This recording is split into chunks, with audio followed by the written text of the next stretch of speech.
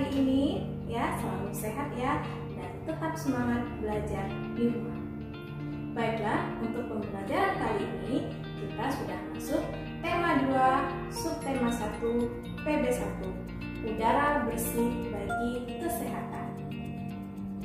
Seperti manusia, hewan juga bernapas untuk mengambil oksigen dan membuang karbon dioksida. Namun, sistem pernapasan pada hewan berbeda dengan sistem pernapasan pada manusia. Bahkan, sistem pernapasan pada hewan pun berbeda-beda sesuai jenisnya. Berikut sistem pernapasan pada berbagai jenis hewan. Yang pertama, kita lihat cacing tanah. Cacing tanah disebut juga dengan vermes. Cacing tanah bernapas menggunakan permukaan kulitnya yang basah dan berlendir. Permukaan kulit tersebut membantu pertukaran oksigen dan karbon dioksida. Oleh karena itu, cacing menyukai tempat yang lembab untuk menjaga supaya kulit tubuhnya selalu basah dan berlendir.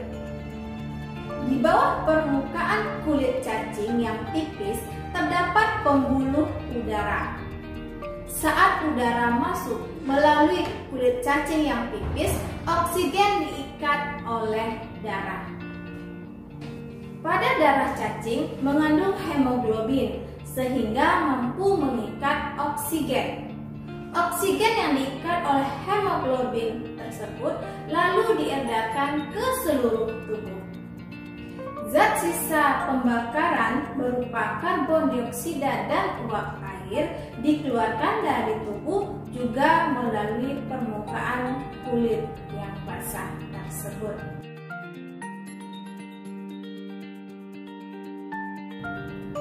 Hewan yang kedua adalah serangga atau insekta. Serangga bernapas menggunakan trakea atau saluran-saluran halus yang bercabang dan tersebar di seluruh tubuh serangga. Cara bernapasnya adalah oksigen masuk melalui hidung yang disebut dengan stigma, lalu diedarkan melalui trakea ke seluruh tubuh dan organ serta menyerap karbon dioksida dari semua sel tubuh untuk dibuang. Percabangan dari trakea disebut dengan trakeola. Contoh serangga adalah lebah, kupu-kupu, belalang, dan sebagainya. Hewan yang ketiga adalah ikan. Ikan bernapas menggunakan insang yang berjumlah 4 pasang. Insang ikan berbentuk lembaran-lembaran tipis yang berwarna merah muda karena mengandung banyak kapiler-kapiler darah dan selalu lembab. Air yang mengandung oksigen akan masuk melalui mulut ikan. Lalu mulut ikan akan tertutup dan air akan mengalir ke bagian insang yang terbuka. Dan terjadilah pertukaran oksigen dengan karbon dioksida. Insang juga berfungsi sebagai alat pengeluaran garam dan sebagai penyaring makanan.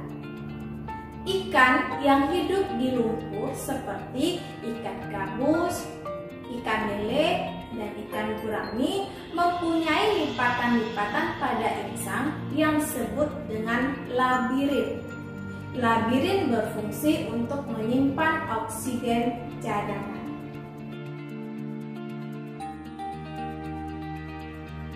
Hewan selanjutnya adalah amfibi. Contohnya adalah katak.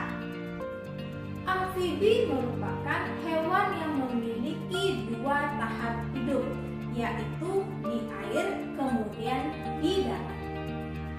Saat di air, dalam fase berburu, amfibi bernafas menggunakan insang. Insang kecebong terletak di luar tubuhnya dan terdiri atas lembaran-lembaran kulit halus yang mengandung kapiler darah. Saat di darat, amfibi Amfibi bernapas dengan paru-paru dan kulit. Amfibi memiliki kulit yang selalu lembab dan basah untuk membantu pertukaran oksigen dan karbon dioksida.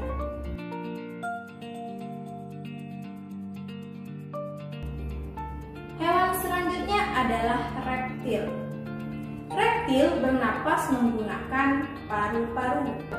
Contoh reptil adalah ular, kadal, cicak, biawak, dan buaya. Oksigen masuk melalui hidung, kemudian ke tenggorokan, lalu ke paru-paru. Karbon dioksida pun dibuang melalui jalur yang sama. Ada reptil yang dapat menyelam seperti kura-kura, penyu, dan buaya. Hewan selanjutnya adalah burung. Burung bernapas dengan menggunakan paru-paru dan pundi-pundi udara. Pundi-pundi udara mampu menyimpan udara saat terbang. Pada saat terbang, burung tidak bernapas melalui hidung, melainkan menggunakan udara yang tersimpan di dalam pundi-pundi udara. Saat tidak terbang, burung menghirup udara sebanyak-banyaknya dan disimpan di dalam kantong udara. Sebaliknya, saat terbang, burung tidak menghirup udara, tetapi udara dihembuskan dari kantong udara ke paru-paru. Hewan selanjutnya adalah mamalia. Mamalia bernapas dengan paru-paru. Ada dua jenis mamalia, yaitu mamalia darat dan mamalia air. Mamalia darat misalnya kambing, sapi, kerbau, kuda, kucing, dan sebagainya bernapas dengan paru-paru. Sedangkan contoh mamalia air adalah paus dan lumba-lumba. Oksigen masuk melalui lubang hidung, kemudian ke tenggorokan, lalu ke paru-paru. Karbon dioksida dikeluarkan melalui jalan yang sama. Pada mamalia yang hidup di air, hidungnya dilengkapi dengan katup. Saat mamalia tersebut menyelam, katup akan menutup. Sebaliknya, saat mamalia tersebut muncul ke permukaan air, katup akan terbuka. Saat itulah mamalia air akan menghirup oksigen serta mengeluarkan karbon dioksida dan uap air. Selanjutnya, student teacher, perhatikan teks berikut.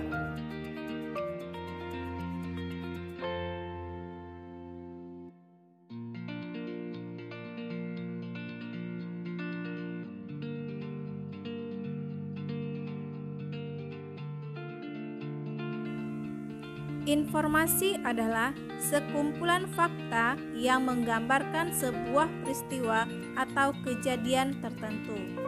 Informasi dapat membuat seseorang mengetahui atau memahami sesuatu hal. Salah satu cara memperoleh informasi adalah dengan membaca teks dengan cermat.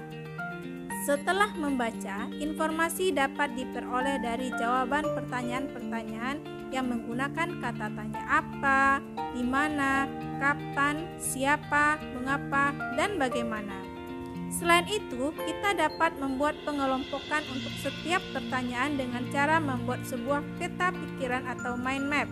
Peta pikiran adalah suatu cara menyajikan informasi yang kita peroleh dari teks dalam bentuk diagram. Dari teks tersebut, kita bisa membuat peta pikirannya sebagai berikut. Berikut adalah contoh peta pikiran yang sesuai dengan teks wisata Teluk Lumba-Lumba. Pertanyaan-pertanyaan yang bisa kita buat dari teks tersebut adalah: siapa saja yang ramai mengunjungi wisata Teluk Lumba-Lumba? Apa alasan para wisatawan berlibur di Teluk Lumba-Lumba? Mengapa Teluk Lumba-Lumba menjadi destinasi favorit wisata bagi para pengunjung? Bagaimana cara terus datang ke Teluk Lumba-Lumba? Oke student, sampai di sini pembelajaran kita hari ini. Dan student teacher tetap semangat belajar di rumah. Sampai jumpa.